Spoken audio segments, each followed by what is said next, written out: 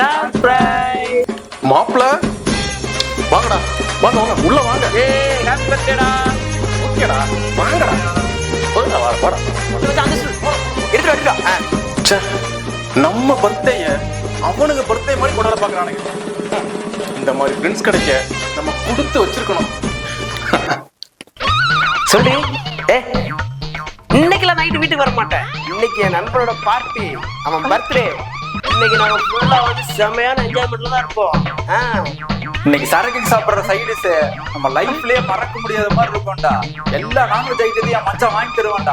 என்ன மச்சான் பேசி டல்லா வச்சிருக்க? நீ பர்த்டே பாய்டா. 300 ரூபாய்க்கு கேக் வாங்கிட்டு வந்துட்டு 3000 ரூபாய்க்கு செலவு எடுத்து விட்டீங்கன்னா எப்படா நிம்மதியா இருக்க முடியும்? நிலைமையை சொல்ல முடியாது, நிலவுக்கு தற்கொலை கிடையாது. பூவை வைத்த பாவையே தீயை